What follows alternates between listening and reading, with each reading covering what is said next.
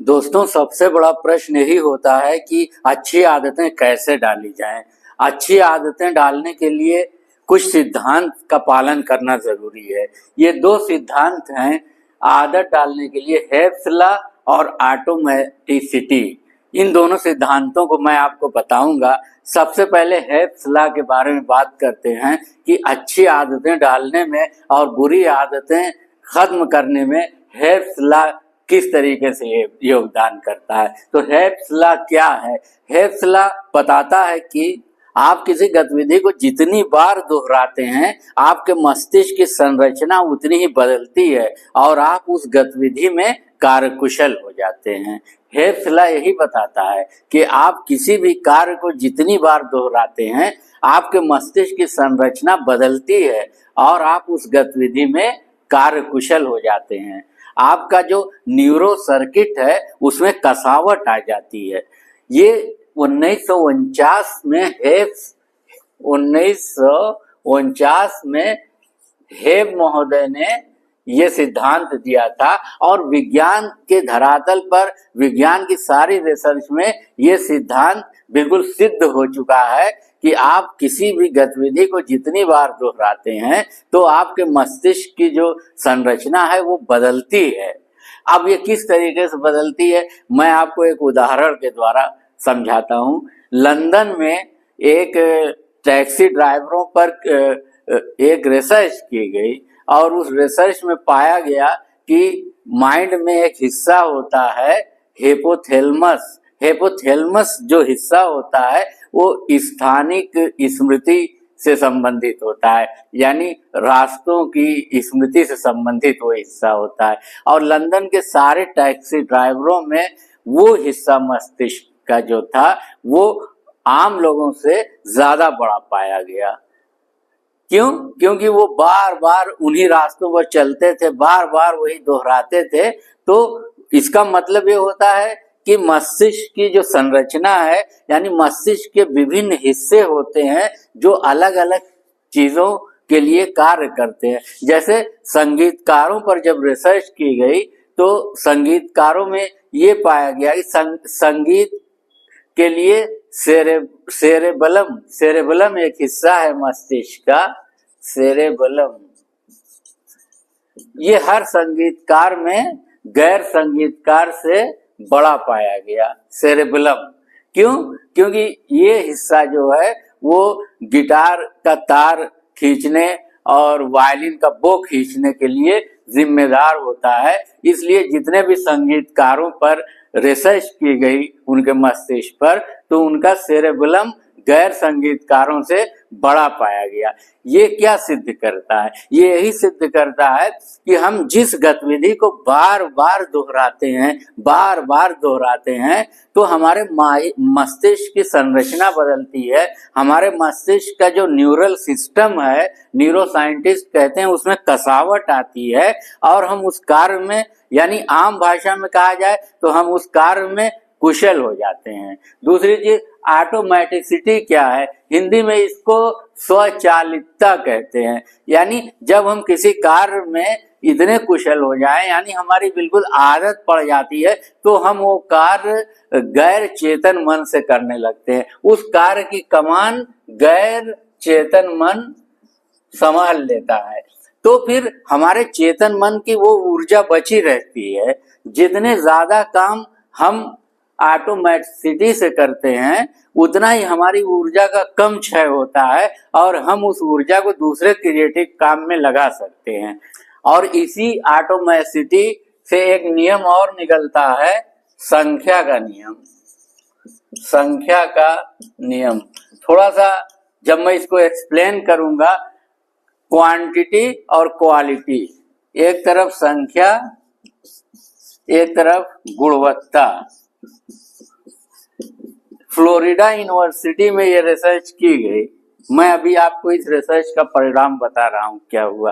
Florida university में photography का class था, उसमें इधर 50 स्टूडेंट्स और इधर 50 स्टूडेंट, और इधर वालों से कहा गया कि आप इस टर्म में जितने भी अधिक फोटो खींचेंगे उसी के आधार पे, यानी अगर आप 100 फोटो देंगे तो A ग्रेड पाएंगे, 90 फोटो देंगे तो B ग्रेड पाएंगे, और 80 फोटो देंगे तो C ग्रेड इत्यादि। और इनसे कहा गया गुणवत्ता वाले समूह से कि आपको केवल एक फोटो देना है, लेकिन उसकी गुणवत्ता जो है वो आदर्श होनी चाहिए, गुणवत्ता जो है वो आदर्श होनी चाहिए।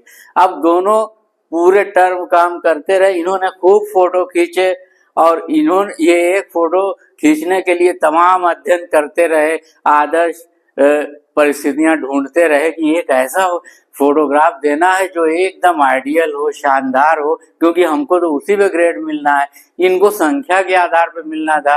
ये अधिक से अधिक प्रयोग करते रहे, अधिक से अधिक फोटो खींचते रहे। तो जब लास्ट में परिणाम आया तो जितने उसके जूरी में जो लोग थे वो प्रोफेसर हैरान रह गए कि संख्या वालों में ज्यादातर फोटोग्राफ्स की गुणवत्ता अच्छी थी, संख्या वालों की ज्यादा, और इनका जो एक फोटोग्राफ था उसकी गुणवत्ता सामान्य थी। ऐसा क्यों था?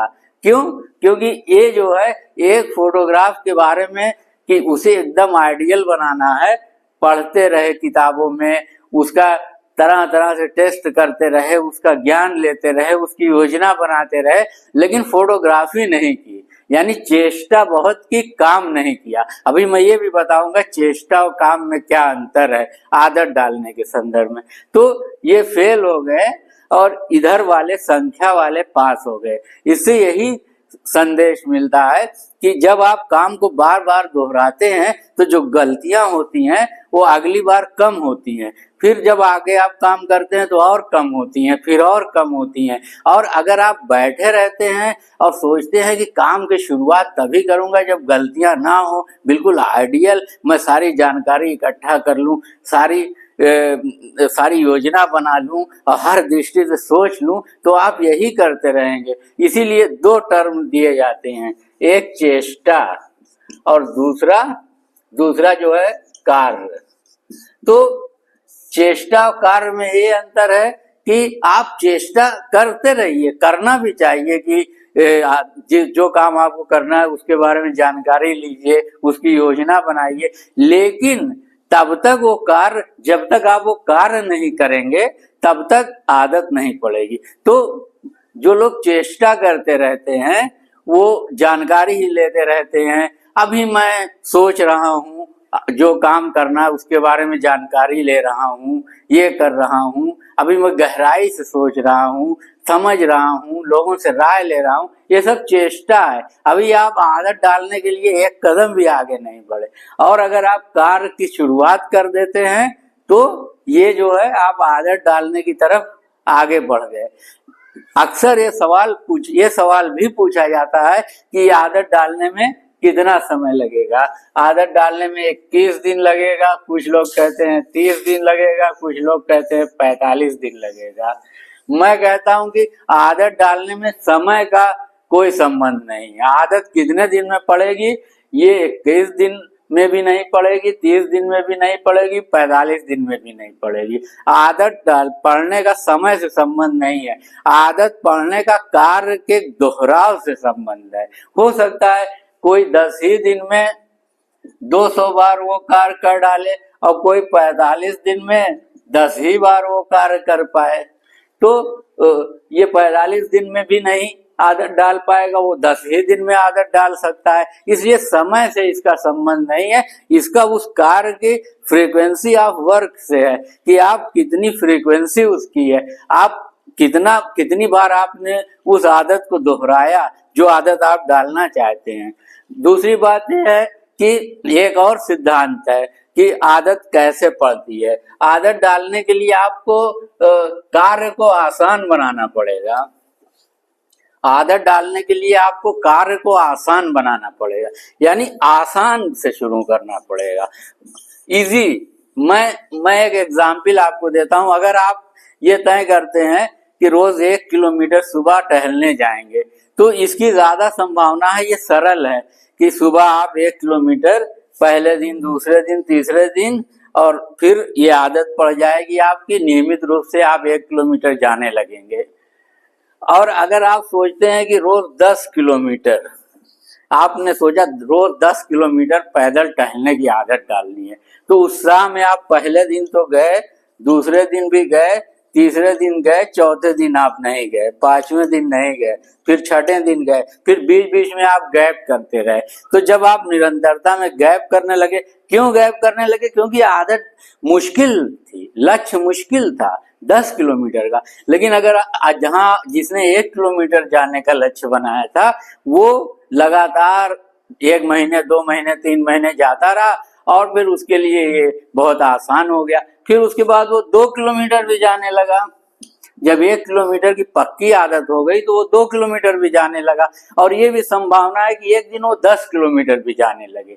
लेकिन इसलिए जो भी आदत आप डाल रहे हैं उसको आसान बनाइए, मेक इजी, उसे इजी बनाइए। कोई भी आप सोच कर देखिए, करके देखिए, इसे प्रैक्टिकली करके देखिए। अगर आप बहुत मुश्किल, आप सोचते हैं कि रोज 100 पुशअप करना है, 100 पुशअप सुबह उठ के करना है, 100 पुशअप करने के बारे में आप सोच रहे हैं, तो आप पहले दिन, दूसरे दिन, तो तीसरे दिन जोश में आप 100 पुशअप कर डालेंगे, लेकिन चौथे दिन मिस कर देंगे क्योंकि 100 पुशअप का लक्ष्य है। और अगर आपने सोचा कि प्रतिदिन 5 पुशअप करना है, तो बहुत इजी लक्ष्य है।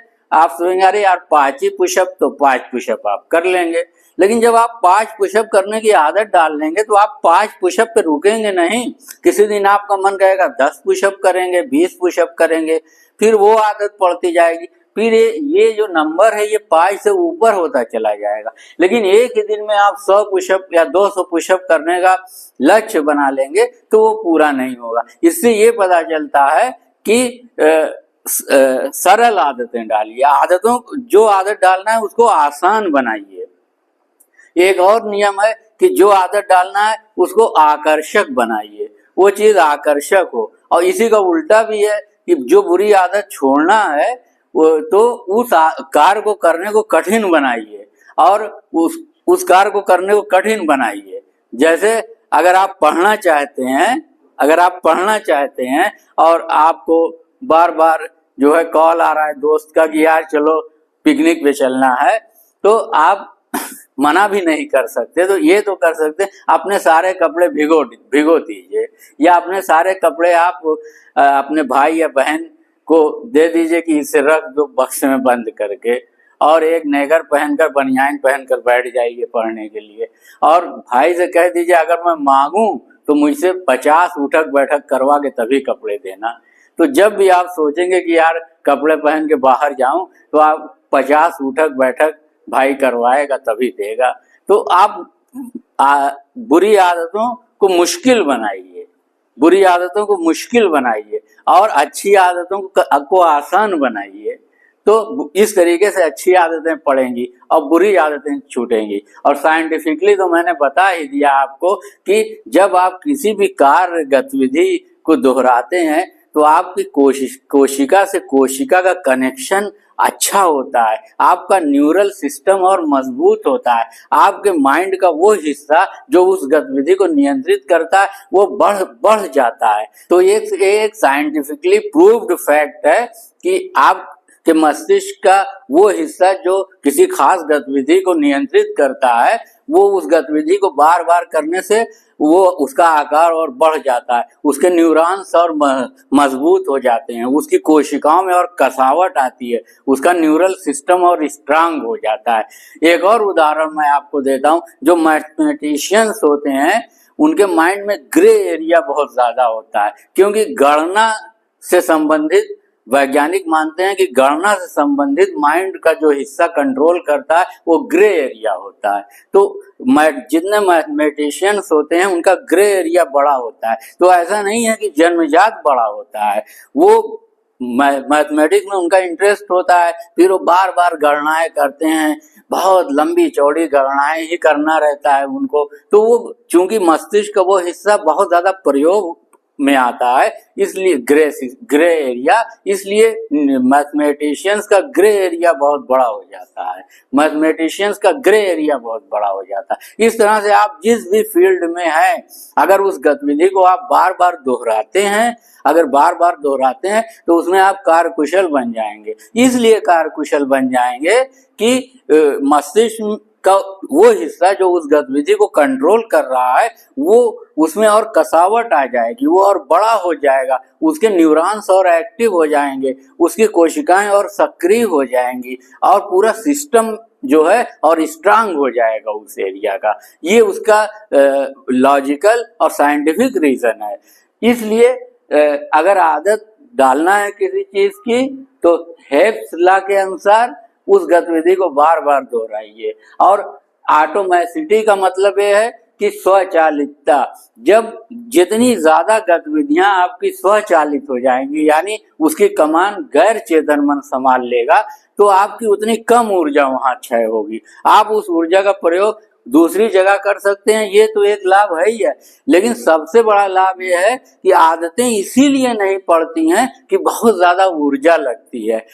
एक स्टूडेंट सोचता है कि अब सिविल सर्विसेज की तैयारी करना है और मुझे 12 घंटे रोज पढ़ना है, सोच तो लेता है, तमाम जगहों से बड़ी बड़ी प्रेरणाएं ले लेता है और जोश में आ जाता है, लेकिन उसमें इतनी ज्यादा ऊर्जा लगती है कि वो 1 महीना 15 दिन तो मेंटेन कर पाता है, फिर नहीं मेंटेन कर पाता, बीमार पड़ जाता है, फिर कार्य के घंटे उसके घट जाते हैं और उसकी कुशलता भी घट जाती है। कारण क्या है कि आवश्यकता से अधिक ऊर्जा का क्षय हो जाता है। तो इस तरीके से एम्स नहीं बनाए जा सकते। अगर आदत डालना है, लॉन्ग टर्म में वो काम बार बार आपको करना है, क्योंकि एक विद्यार्थी जब तक नौकरी नहीं पा जाता तब तक प्रतियोगिता के लिए पढ़ाई करना ही करना उसे है। और कोई भी एक हुनर आप जानते हैं तो उस हुनर को आपको बार बार प्रयोग में लाना ही है। और अगर आप आलसी हो जाएंगे तो फिर वही होगा कि 2 दिन काम करेंगे, 4 दिन नहीं काम करेंगे, 3 दिन काम करेंगे, 1 दिन नहीं काम करेंगे, तो उससे आपकी कुशलता भी घटेगी, आपका रोजगार भी डाउन होगा। तो हर तरीके से आदत डालने के लिए जरूरी है कि आप उस गतिविधि को लगातार बार बार दोहराते रहें। इसके लिए जरूरी है कि उसको आप उस गतिविधि को आसान बनाएं। आसान बनाने के मैंने तमाम उदाहरण आपको दिए। इससे निरंतरता बनी रहेगी। जब आप उस गतिविधि को आसान बना लेंगे तो निरंतरता बनी रहेगी, और जब कंटिन्यूटी बनी रहेगी, निरंतरता बनी रहेगी, तो आपके मस्तिष्क का वो एरिया जो है, जो उस कार्य की कमान संभाले हुए है, वो अपने आप स्ट्रांग होता जाएगा, वो उसका आकार बड़ा होता जाएगा, उसका न्यूरल सिस्टम जो है और उसमें और कसावट आती जाएगी, ये सारी चीजें होंगी। तो आदत, अच्छी आदतें कैसे डालें, इस पर मैंने आज आपसे चर्चा की। मुझे पूरा विश्वास है कि इससे आपको जरूर लाभ हुआ होगा, और वीडियो पसंद आया हो तो इसे लाइक करें, कमेंट करें, और अगर चैनल पर नए हैं तो प्लीज प्लीज प्लीज सब्सक्राइब करें। दोस्तों, आपका वीडियो देखने के लिए बहुत बहुत धन्यवाद। नमस्कार।